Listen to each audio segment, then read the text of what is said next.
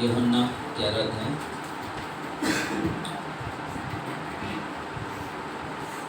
आज हम जो बात करने वाले हैं सभी लोग ध्यान से सुनना। अपने हृदय को जलाए रखो। क्या है? अपने हृदय को जलाए रखो। और ये बहुत ही अद्भुत बात है कि परमेश्वर चाहते कि हम अपने हृदय को जलाए रखें, ना अपने हृदय को जलाए रखें। और यहाँ पे लिखा हुआ है, सब खड़े होंगे अपनी जगह पे बाइबल पढ़ने के लिए। जिसके पास बाइबल नहीं सुन सकते हैं लेकिन खड़े हो। और यूहन्ना 11 और 33 वचन, 33, 34, 35।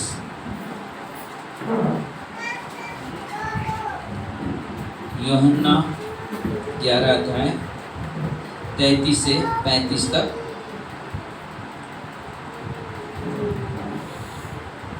जब यीशु ने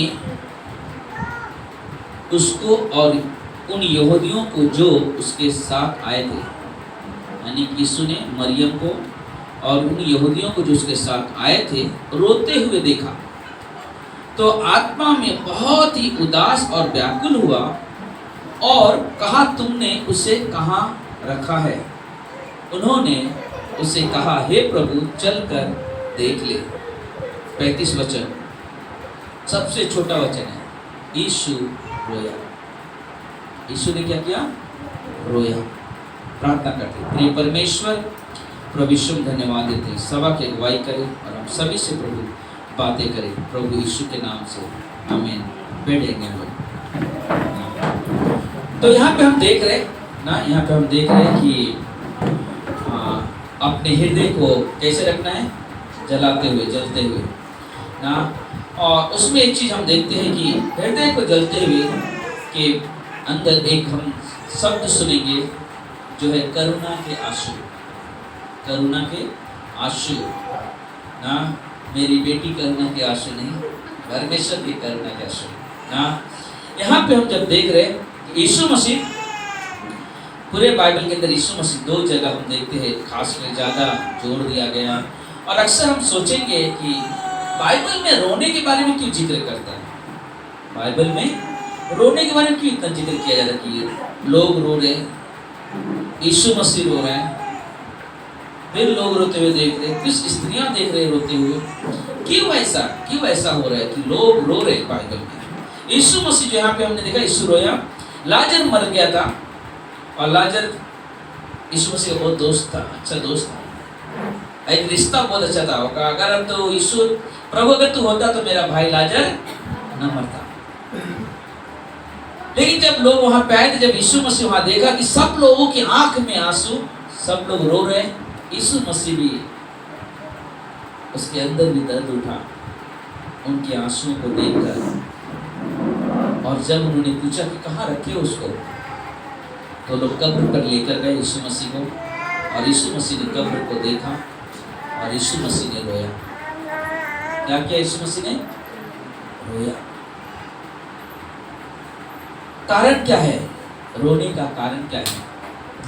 कि एक व्यक्ति है जो मरा हुआ है, कब्र में पड़ा हुआ है, परिवार के सारे लोग रो रहे हैं, यहाँ तक कि वहाँ के आसपास पड़ोस के लोग रो रहे हैं। और वहाँ पे हम देख रहे हैं कि यीशु मसीह भी वहाँ पे रो रहे हैं। फिर हम यूहन्ना के 19:41 में देखते हैं कि यीशु मसीह यरूशलेम की ओर देखकर रोता है। पहला हम देखते हैं लाजर को, उसके शरीर मरा हुआ व्यक्ति को देखकर रो रहा है यीशु मसीह। फिर यहाँ पे देख रहे हैं कि यरूशलेम नगर को देखकर यीशु मसीह रोता है ना, यीशु मसीह रोता है। और जब हम देखते हैं रोते हुए तो हम सोचते कि यीशु मसीह क्या जरूरत थी रोने के लिए? यीशु मसीह की क्या जरूरत थी रोने के लिए?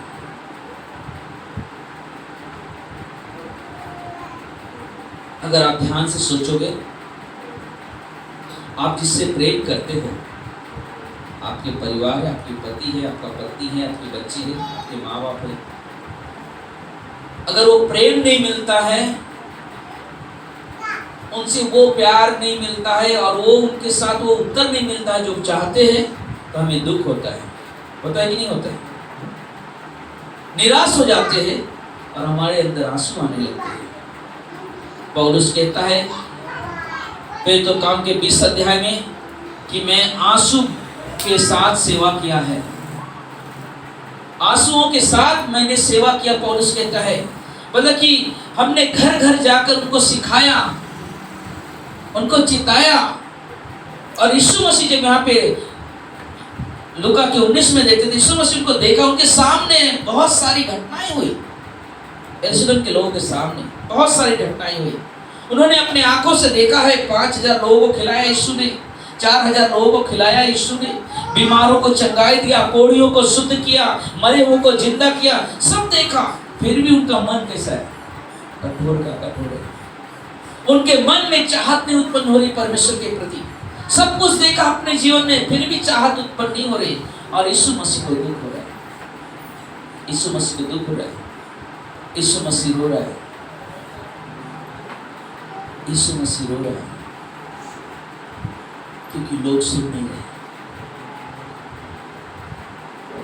एक नबी है जिसका नाम है यिर्मयाह, उसे रोता हुआ नबी कहा गया है, रोता हुआ नबी। उसके प्रजा के लोग किसी एक को भी अगर दुख होता था वो बहुत रोता था। उसके लोग अगर किसी परेशानी में पड़ गए तो रोता था।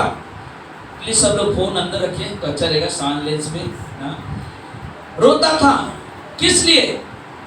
कि उनके लोग दुख में है, परेशानी में है, समस्याओं में जुझे हुए हैं। उनको देखकर वो रोता था।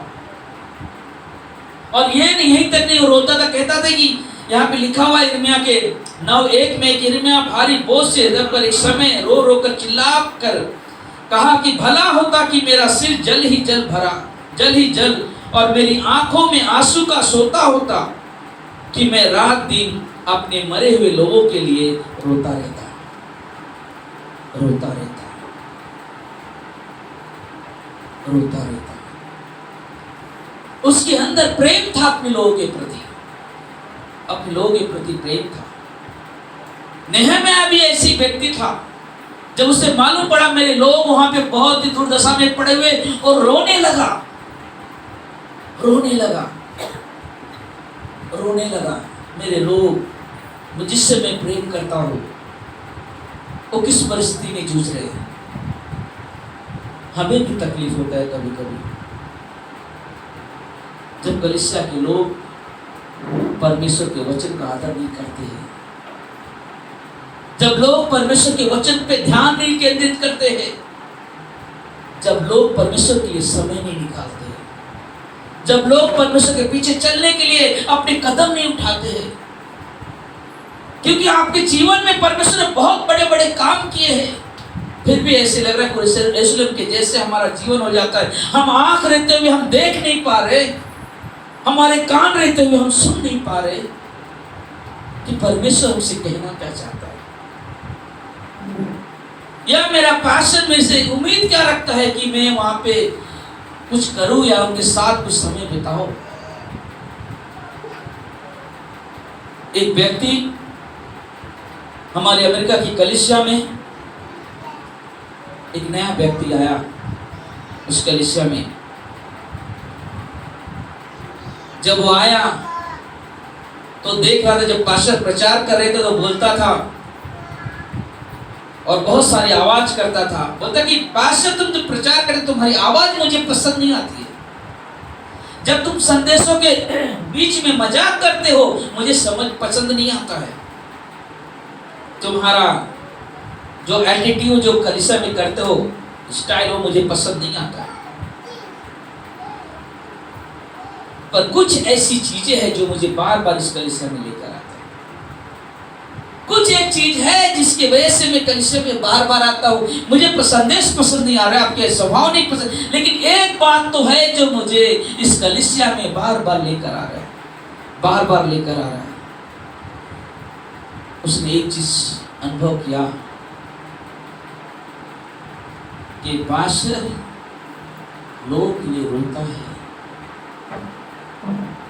ये पास्टर लोगों के प्रति प्रेम रखता है, इसलिए उनके लिए आंसू बहाता है और वो चाहता है कि लोग सच्चे परमेश्वर को जाने, उसके पीछे अच्छे से चल सके। और वो व्यक्ति कहता है यही एक प्यार है, यही एक स्वभाव है जो मुझे इस कलीसिया में वापस लेकर आया, जो मुझे इस कलीसिया में लेकर आया। ऐसी कई ऐसी बातें आती है हमारे जीवन में जहाँ पे हम सोचते हैं। पौलुस कहता है 3 वर्षों में मैं दिन रात रोया, 3 वर्षों में मैंने दिन रात रोया, आंसू बहा बहा कर लोगों की सेवा की। जब उनके दुख को सुनता था, उनके घर में जाता था, जब देखता था लोगों को सुसमाचार की जरूरत, वहां पे जाकर उन्हें सुसमाचार प्रचार करता था। जब किसी परेशानी में लोग जूझते थे उनके साथ खड़ा होता था और उनके लिए आंसू बहाकर प्रार्थना करता था। कुछ समय पहले वो बातें याद आ रही जो ब्राह्मण साउथ के ब्राह्मण के गवाही थी। वो व्यक्ति बहुत बड़ा पुजारी था, बहुत पूजा पाठ करता था, बहुत हर एक चीज उसे मालूम था, कोई भी ऐसे मंत्र जो उसे मालूम नहीं होता था, सब कुछ मालूम था, क्या करने से क्या फायदा सब मालूम था। लेकिन एक परिस्थिति आई उसके जीवन में जब उसका बेटा अमेरिका में गया पढ़ाई करने के लिए और वहां पे बीमारी से ग्रस्त हो गया। जब उससे मालूम पड़ा पिता को कि मेरा बेटा बहुत बीमार है, बहुत बुरी परिस्थिति में पड़ा हुआ है, और वो बहुत सारे भ्रमण किया, बहुत जगह गया, बहुत जगह जाकर बहुत चीजें किया, जो भी तंत्र मंत्र सब काम किया, लेकिन निराश होकर आया और वो अमेरिका पहुंचा। अपने बेटे को देखकर घुट घुट के रो रहा है, तड़प रहा अपने बेटे के लिए। एक लड़का है मेरे पास, रोता था वो। अचानक एक व्यक्ति वहां से गुजरा, लेकिन उस व्यक्ति गुजरने से पहले कहता क्या अगर वो मैं जिस पीछे चल रहा था, जिसकी सेवा अभी तक किया, अगर वो नहीं तो कौन है सच्चा परमेश्वर, मुझे प्रकट कर। परमेश्वर भगवान पर जो बोलता है सच्चा कौन है, प्रकट कर मेरे सामने। और उस समय एक व्यक्ति वहां से आता है, उसको देखता बोला कि आप इंडियन हो, आप हिंदुस्तान से हो? उसने कहा हाँ। बोले क्या बात है, आप बहुत मायूस हो, बहुत निराश में हो, आपके आंख में आंसू दिखाई दे रहा। उसने कहा हाँ, मेरा बेटा आईसीयू में पड़ा हुआ है, उसके हाथ पैर नहीं चल रहे, उसके काम नहीं हो रहे उसके शरीर में। डॉक्टर बोला कुछ नहीं हो सकता है। उस पास ने क्या कहा मालूम है, क्या मैं आपके बेटे के लिए प्रार्थना कर सकता हूँ? उस शख्स कहा कि मैंने क्या करना बाकी है, मैंने बहुत प्रार्थना किया है। उसने कहा ठीक है, लेकिन मैं चाहता हूँ मैं आपके बेटे के लिए प्रार्थना करना, क्योंकि मैं एक क्रिश्चियन हूँ, मैं एक विश्वासी हूँ और मैं यीशु से प्रे करता हूँ, यीशु मेरी प्रार्थना को सुनता है। उस व्यक्ति ने कहा ठीक है आप करिए।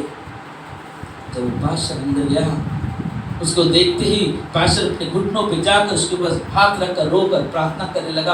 और वो व्यक्ति कांच के अंदर से देख रहा था कि पास्टर क्या कर रहा है।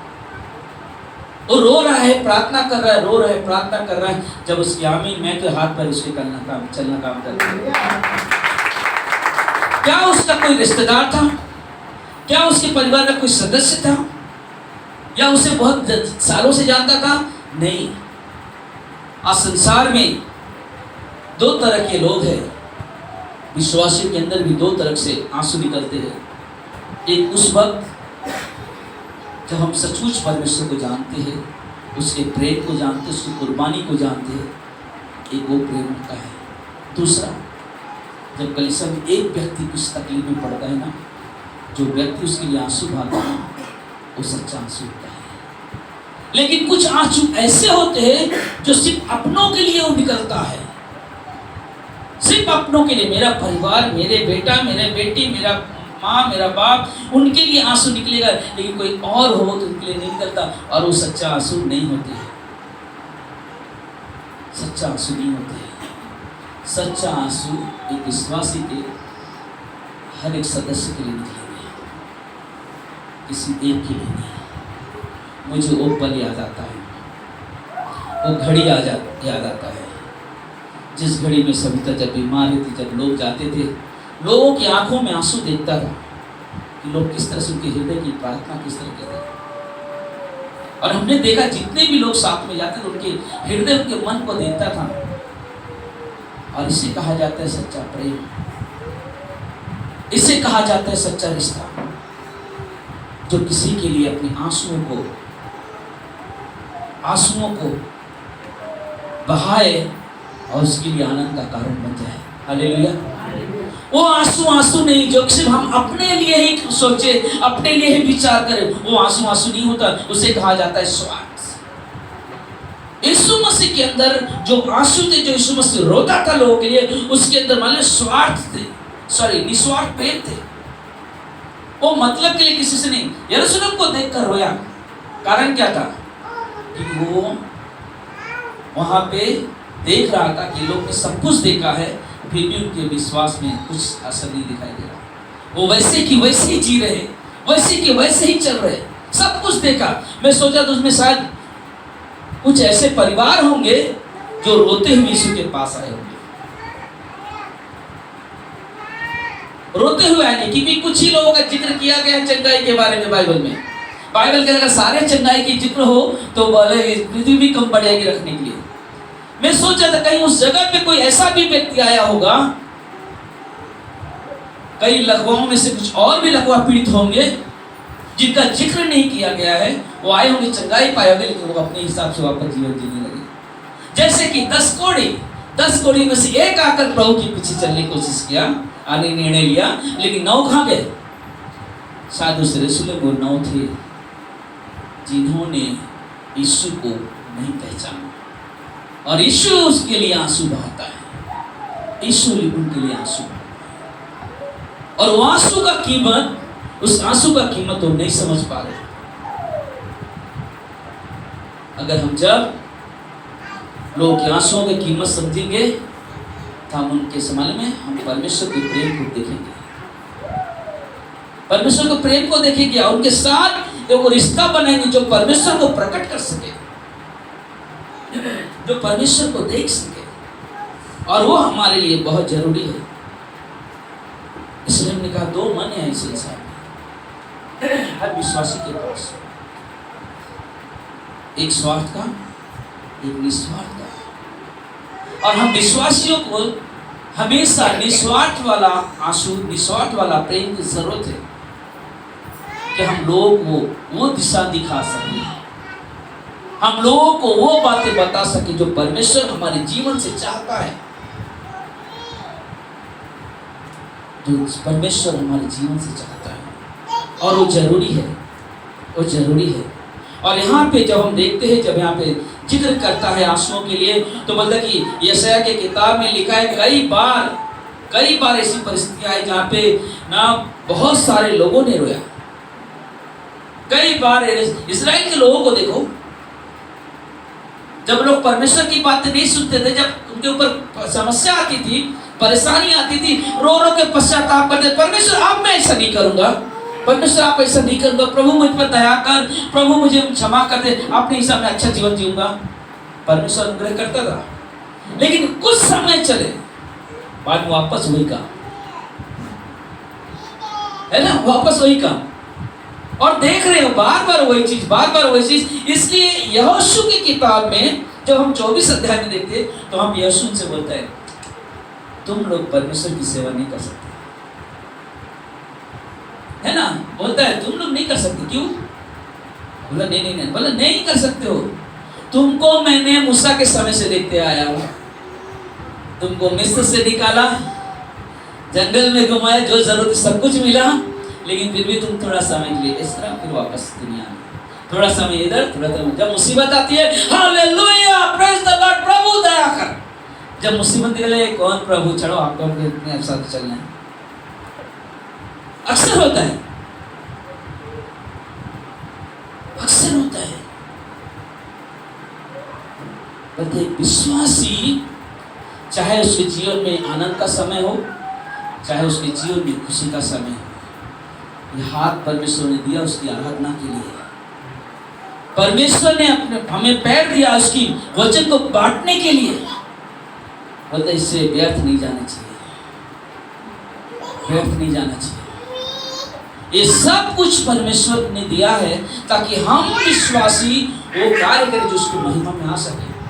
एक व्यक्ति 80 रन, थोड़ा अलग अलग कर लीजिए बच्चे लोग, अच्छा रहेगा ना, ध्यान देना आप लोग, संदेश की तरफ ध्यान दो, मैं पूछूंगा बीच में अचानक, ठीक है। याद रखना, मैं क्या बोल रहा था अभी, एक कहानी बताता हूँ। एक 88 साल का व्यक्ति कलिसिया में आया और उधार नहीं पाया था। कलिसिया में आया, सुन रहा था, उसको मन नहीं था कलिसिया में कुछ देख के, कुछ ऐसा चीज में, बस आ गया, आके बैठ गया, देख रहा था। तो पास्टर प्रचार कर रहे थे कि आदमी हॉस्पिटल में एडमिट है, एक आदमी हॉस्पिटल में एडमिट है, हमें उसके लिए प्रार्थना करना चाहिए, हमें उसके पास जाना चाहिए। वो आदमी वहाँ बैठे बैठे व्यक्ति बोला, अरे यार मुझे कुछ अच्छा समझ में नहीं आया, लेकिन ये चीज मैं देख रहा हूँ, ये प्रचारक प्रचार कर रहा है, वो कौन है मालूम, मैं तो नहीं जानता हूँ कौन रहेगा, लेकिन ये आदमी क्या पढ़ी है, उस आदमी जो हॉस्पिटल में पड़ा हुआ है उसके लिए प्रार्थना करने को बात कर रहे हैं। ऐसी क्या ऐसी बात है, बोलते जाओ हॉस्पिटल में जाना है हमें प्रार्थना करने के लिए। मतलब कुछ तो ऐसी बात है इसके अंदर कि ये आदमी कहता है कोई बीमार है, चलो उसके पास। कोई आदमी हॉस्पिटल में है, उसको चंगाई की जरूरत है, चलो हम जाएंगे प्रार्थना करने के लिए। और कितना सामर्थ और कितनी अद्भुत बात है कि जब कोई विश्वासी किसी दुखी व्यक्ति के लिए जाकर अपने घुटने टेककर प्रार्थना करता है। हालेलुया। और ये जीवन आप सबके लिए है, और सबको परमेश्वर ने दिया, आप सबको दिया है परमेश्वर ने, कि जब हम किसी के मालूम पड़ा कोई बीमार है, हम ग्रुप में डालते हैं कौन बीमार है, कौन समस्या में चले, जब किसी का प्रार्थना निवेदन आता है तो हम सब मिलकर क्या करते हैं, उनके लिए प्रार्थना करते हैं, है ना। सब लोग प्रार्थना करते हैं और उस प्रार्थना में हम एक चीज देखते हैं कि परमेश्वर प्रार्थना के उत्तर देता है, प्रार्थना उत्तर देता है। विनोद जो दिल्ली में बैठ है, विनोद के पास उम्मीद नहीं थी, उसके परिवार ने, उसकी पत्नी ने उम्मीद खो चुकी थी। डॉक्टर ने बोला 20% चांस है, नहीं बचने वाले, 80% चांस नहीं बचने वाले। मेरे परमेश्वर के पास वो सामर्थ है और सामर्थ आगे भी रहेगा। जब कलीसिया के लोगों के पास निवेदन गया, जब हम सब ने उसके लिए दुआ प्रार्थना किया, परमेश्वर ने स्वर्ग से हमारे आंसुओं को, आपके हृदय को देखा और उत्तर को दे दिया। हालेलुया।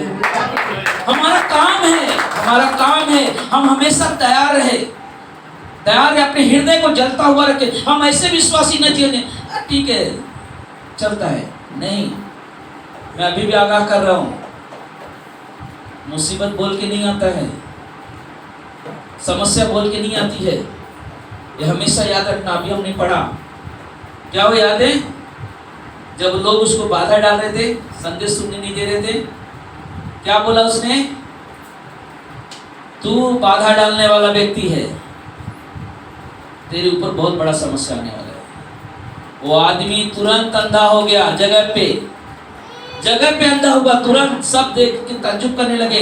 जिस व्यक्ति को संदेश सुना तो था कौन, जादू टोना करने वाला, उसने उसी वक्त कहा मुझे विश्वास करना है, क्योंकि जब हम बाधाएं डालते हैं और हम परमेश्वर में चलते नहीं तो समस्या आएगी। एक चीज याद रखना, अपने जीवन में जो काम परमेश्वर ने सौंपा है, जो अभिषेक किया है परमेश्वर ने, उस अभिषेक को ठंडा मत होने दो, उस सामर्थ को बुझने मत दो, उस आग को बुझने मत दो, क्योंकि परमेश्वर का दिन बहुत नजदीक है। कहीं ऐसा ना हो कि हम उन आंसुओं के चक्कर में, जो संसार में है, विलासाएं वाली है, उसके चक्कर में कहीं हम परमेश्वर के से दूर न चले जाएं। अपनी समस्याएं, अपने तकलीफों को परमेश्वर को सौंप दो। परमेश्वर को मालूम है तुम्हारे साथ क्या करना है। अपने विचार, अपनी समझ का उपयोग मत करो, क्योंकि ये दिन बहुत ही खतरनाक चल रहे हैं। हम बोल नहीं सकते कब कौन दुनिया छोड़ देगा। आज मैं आपसे बात कर कल होगा मालूम नहीं,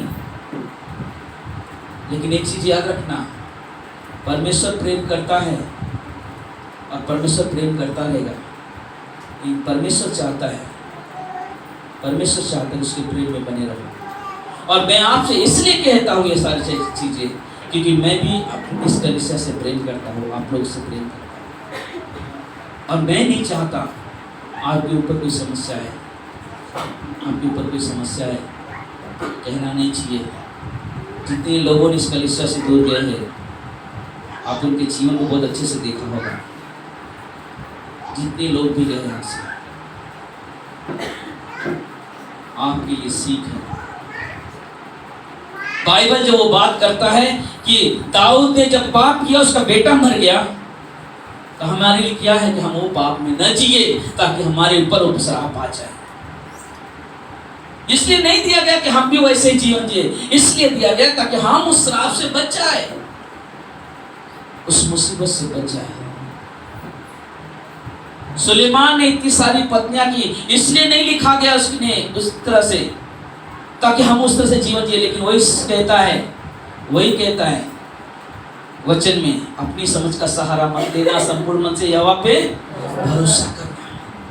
कि उसने देखा है उसके जीवन में कितनी सारी मुसीबतें आई, कितनी बड़ी समस्या, क्योंकि उसने जब तक मंदिर नहीं बनाता तब तक परमेश्वर के भवन में उसकी ध्यान लगी हुई थी। परमेश्वर के लिए ये करना है, परमेश्वर के लिए वो करना है, परमेश्वर के यहाँ पे करना है, परमेश्वर के लिए लाइटिंग कर देना है, परमेश्वर के लिए खंभा खड़ा कर, बहुत चीज विचारों में पड़ा हुआ था, क्योंकि परमेश्वर की तरफ ध्यान था। और जिस दिन मंदिर बन गया, वो पीछे चला गया संसार की तरफ। अब उसका ध्यान वहां पे नहीं, संसार की तरफ चला गया। अगर वो सचमुच में कहता हुआ, अगर सुलेमान लिख रहा है नीति वचन में, सबल उपदेशक में, सब कुछ क्या है? व्यर्थ है। बहुत धन, बहुत दौलत, सब कुछ था उसके पास, फिर भी कहता, क्या कहता है? व्यर्थ है, व्यर्थ है, व्यर्थ है। किस लिए कहता है? वो इसलिए नहीं कहता तुम भी करो फिर बाद में बोलना व्यर्थ है, व्यर्थ है, व्यर्थ है। शायद वो अवसर भी नहीं मिलेगा। अगर परमेश्वर ने यहाँ पे रखा है, परमेश्वर अगर हमें और आपको जीवित रखा है, तो परमेश्वर चाहता है वो जीवन जिए परमेश्वर के साथ, जिससे हम उसके नाम को ऊंचा उठा सकें, जिससे हम उसके नाम को ऊंचा उठा सकें, जिससे हम उसके हृदय के करीब बने हुए रहें, जिससे हम जब आप पुकारो तो परमेश्वर तुमने कहे मैं तेरे साथ हूँ। जब आप परेशानियों में हो, कोई रास्ता दिखाई नहीं दे रहा है, लेकिन उस समय जब आप कहोगे परमेश्वर तू है मेरे साथ, परमेश्वर की आवाज आएगी मैं तेरे साथ हूँ। कहीं पे भी जाओ, कहीं इधर भी जाओगे, परमेश्वर कहेगा मैं तेरे साथ हूँ।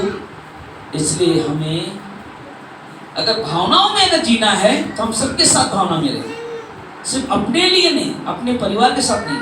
भावनाओं में जीना है तो यीशु के साथ वही भावना रखें, वही यहाँ पे बैठे हर एक विश्वासी के साथ वही भावना रखें। लेकिन वो भावना नहीं कि सिर्फ अपना, यानी कि मैं, मेरी पत्नी, मेरा बच्चे कुछ हुआ तो हम क्या करें? रो रहे, तड़प रहे, मेरा बच्चा चंगाई मिले, मेरी पत्नी चंगाई, मेरा पति चंगाई, हम लोग रो रहे करे। आज कुछ और को कुछ तकलीफ हुआ, अरे क्या है यार, ये लो ऐसी जीत, इसके लिए हम लोग ऐसा करते हैं। ये भावना स्वार्थी भावना हो गई, स्वार्थी चीजें हो गई। हमें स्वार्थ भरा जीवन नहीं जीना चाहिए, हमें स्वार्थ भरा जीवन नहीं जीना चाहिए। परमेश्वर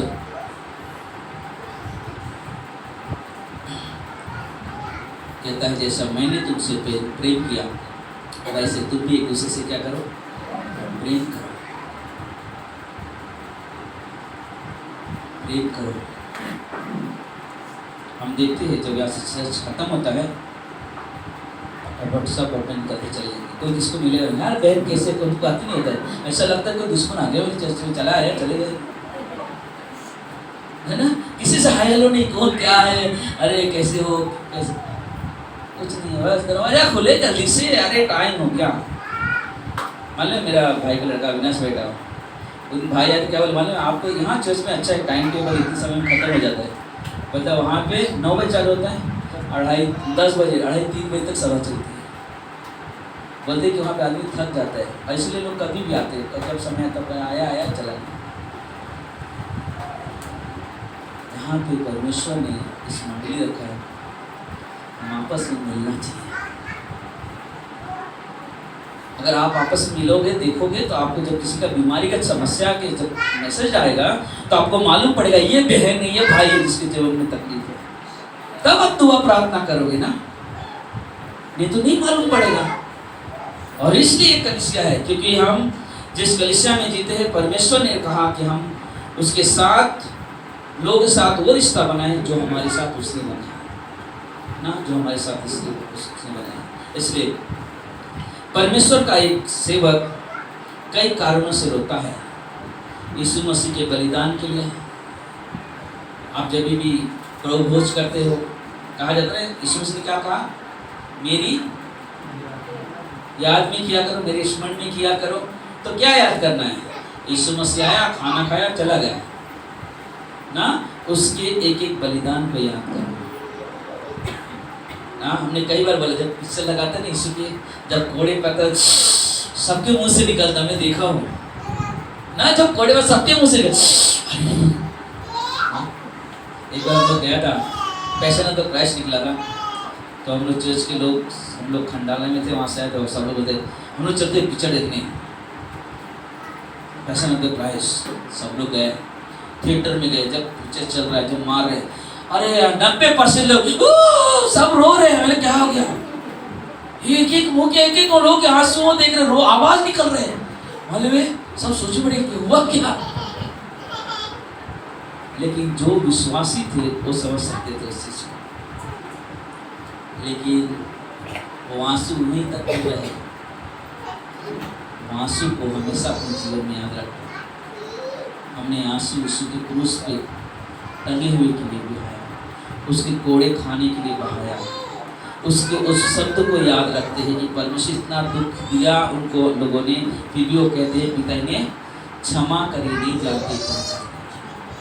हमें उनके लिए सोचना है, उस यादों को हमेशा ताजा रखना है, बरकरार रखना, क्योंकि परमेश्वर हमसे आपसे प्रेम करता है, प्रेम करता है।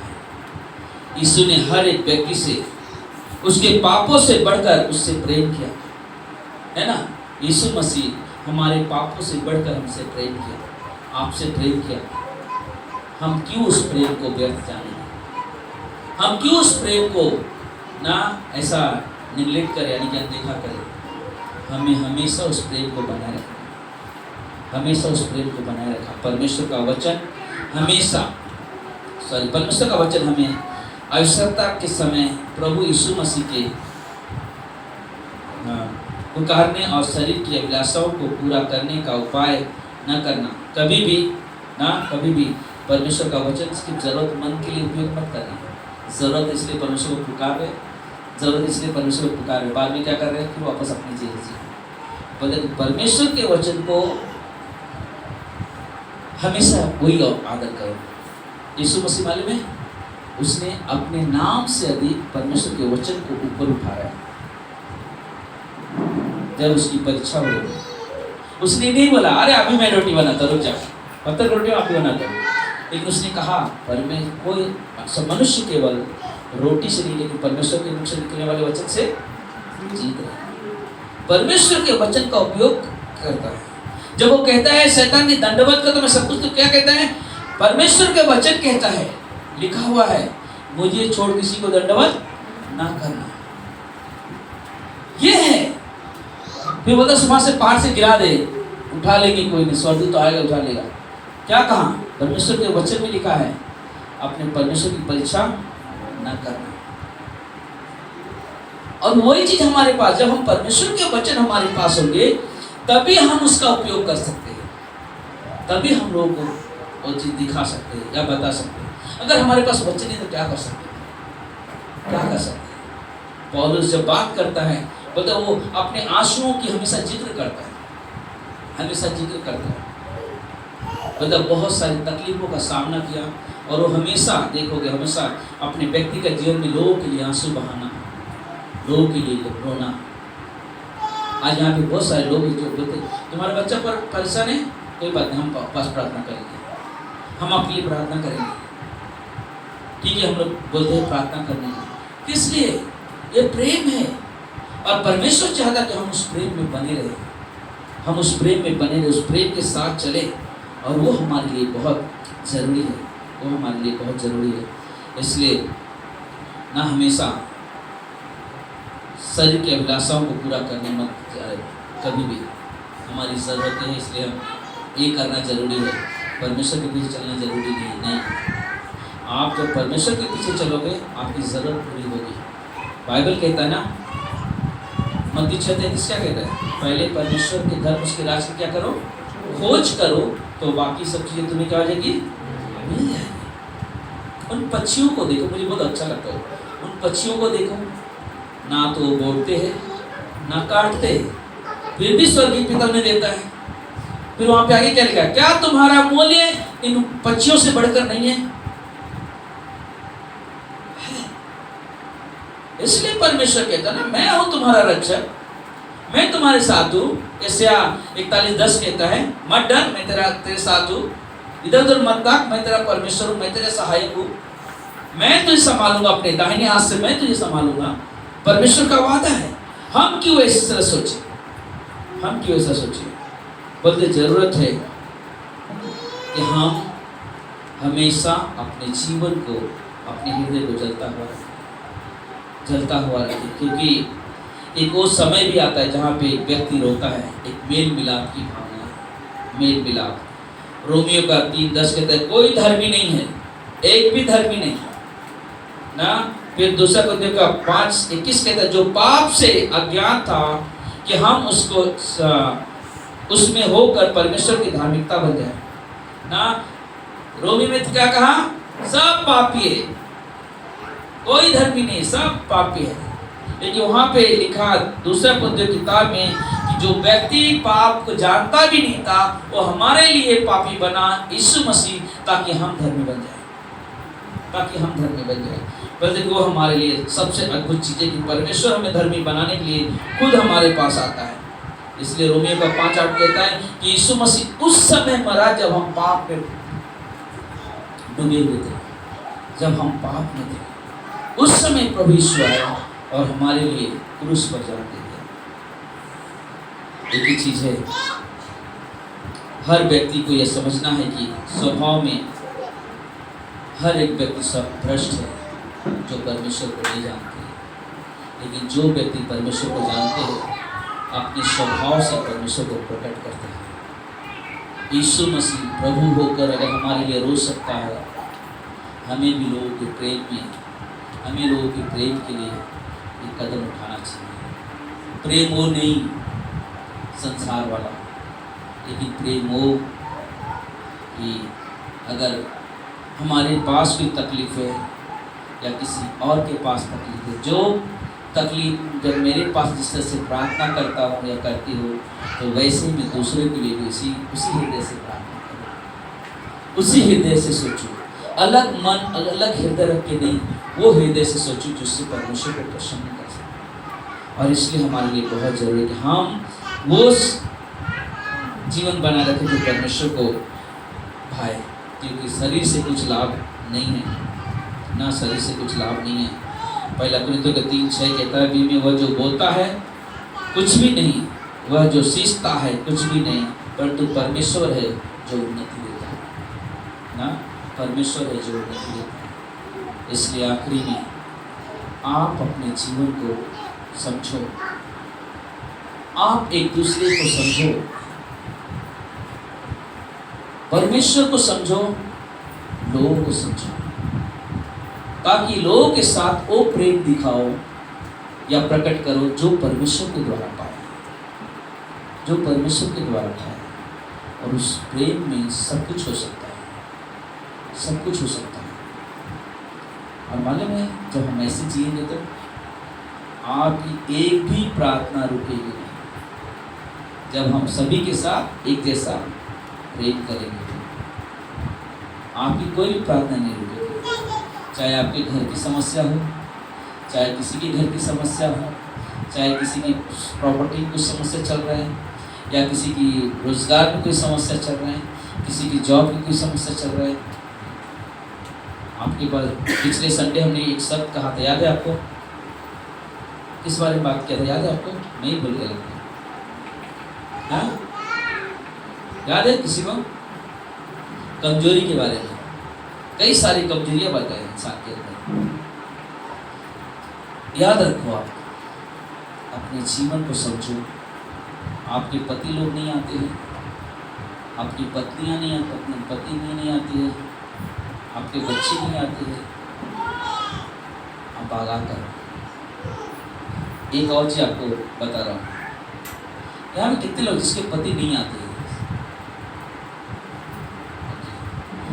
ठीक, आप एक दूसरे का नाम लेना बोला ये नहीं कि वो बोले आकाश आकाश बोले, ऐसा नहीं, यानी कि उनसे उनके पति का नाम लेना, आप उनके पति का नाम लेना याद रखने के लिए, और अपने घरों में आप उनके पति के लिए प्रार्थना करो जैसे आप अपने पति के लिए प्रार्थना करो, और वो अपने पति के लिए, आप उनके वो आपके पति के लिए प्रार्थना करो, क्योंकि मालूम है ये सबसे बड़ी ताकत बनेगी, क्योंकि आपकी प्रार्थना कोई और कर रहे हैं और आप किसी और की प्रार्थना कर रहे हैं। हृदय, जिस हृदय से हम अपने पति के लिए प्रार्थना करते हैं वही प्रेम उनके पति के प्रति दिखाए, ताकि वो भी समझ सके। हालेलुया। बोलते ये हमारे लिए सबसे बड़ा चीज़ है। वैसे ही हम पुरुषों में भी होना चाहिए, हम लोगों में भी होना चाहिए। किसी गर्लफ्रेंड नहीं आती उसके लिए प्रार्थना करो, किसका बॉयफ्रेंड नहीं आता उसके लिए प्रार्थना करो ना, किसी का दोस्त नहीं आता उसके लिए प्रार्थना करो, है ना, जरूरी है। क्या था संदेश? सब लोग नहीं बोलेगा, एक ही दिन पीछे से। क्या था संदेश? हाँ, क्या था संदेश? कौन बोला? शिवानी। दूसरे के दुख समझ कर अपने प्रार्थना करो, ओके? और बोलो, अरे बोलो, मुंह दिया परमेश्वर ने, बोलो।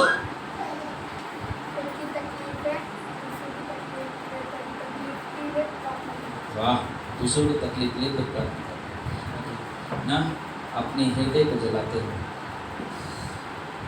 अपने हृदय को जलाते रहो,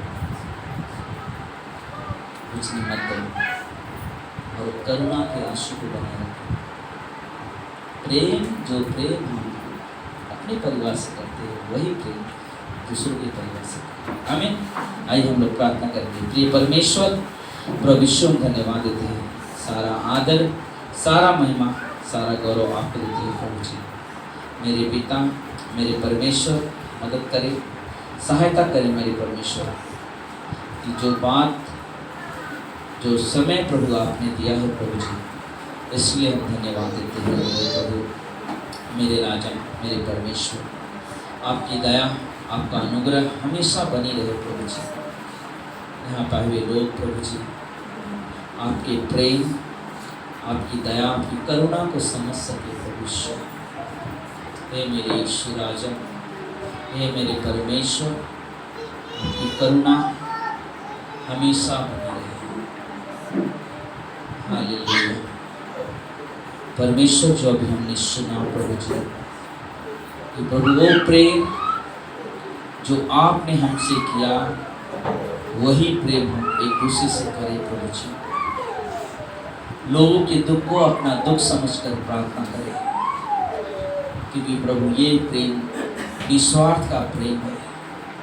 प्रेम वो नहीं कि सिर्फ अपने लिए रोना, दूसरों के लिए आनंद करना, लेकिन हमारे लिए सबसे अद्भुत चीज़ है कि हम हमेशा एक दूसरे के लिए प्रार्थना करें, हमेशा एक दूसरे के लिए घुटने टेके, आंसू बहाकर प्रार्थना करें। हे मेरे ईश्वर राजा, हे मेरे परमेश्वर, मदद करना, सहायता करना प्रभु जी। इस मंडली की अगुवाई करना, जितने भी लोग यहाँ पर है प्रभु जी, हर एक लोग के जीवन में काम करना प्रभु जी। सभी के काम धंधे में, रोजी रोजगार में, उनकी नौकरी में आशीष देना प्रभु जी। जो बच्चे स्कूल जाकर के पढ़ाई लिखाई में आशीष देना, अपनी बुद्धि, अपने ज्ञान से करना प्रभु जी। ये हमारी प्रार्थना है प्रभु आपसे, हमारी विनती है प्रभु जी। जो लोग प्रभु यीशु पे विश्वास करते हैं उनके लिए सब कुछ संभव है, सब कुछ भला है। सबकी आंखें बंद हो, सबके सर झुके। अगर आप कहते हो प्रभु यीशु पे विश्वास करने वाले के लिए सब कुछ संभव है और हम भी विश्वास करेंगे, तो आप बोल सकते हो, प्रभु यीशु मैं विश्वास करता हूँ, मैं विश्वास करती हूँ कि आपके लिए आपके ऊपर विश्वास करने वाले के लिए सब कुछ संभव है। धन्यवाद मेरे पिता, धन्यवाद मेरे प्रभु जी। सारा आदर सारा महिमा प्रभु यीशु के नाम से हम सब कहते हैं आमीन। आइए